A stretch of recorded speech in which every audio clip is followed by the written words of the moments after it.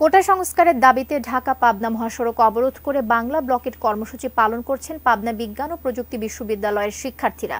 সেই খবর জানিয়েছেন সহকর্মী রিজভিজয়।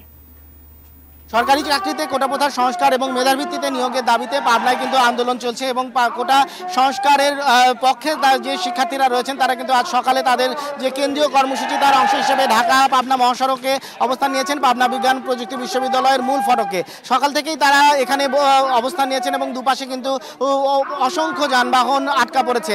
তো সব মিলে তার ইতিমধ্যেই কিন্তু হাইকোর্ট থেকে স্থিতাদেশ যেটি এসেছে সেই খবরও কিন্তু এখানে এসে পড়েছেন। কিন্তু এই শিক্ষার্থীরা কিন্তু বলছেন যে তারা এই মুহূর্তে আসলে আদালতের বিরুদ্ধে তাদের কোনো যে আন্দোলন তা নয়, তাদের যে আন্দোলন বা দাবি দেওয়া সেটি নির্বাহী বিভাগের বিরুদ্ধে।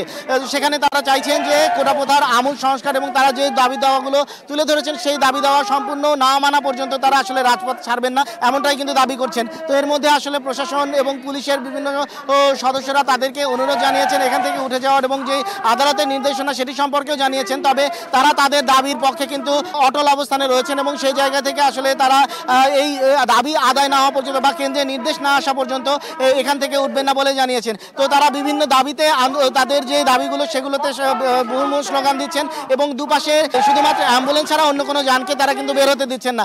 তো সব মিলে এই ছিল আমার কাছে পাবনা বিজ্ঞান ও প্রযুক্তি বিশ্ববিদ্যালয়ের সামনে থেকে কোটা প্রথা আন্দোলনের সর্বশেষ খবর।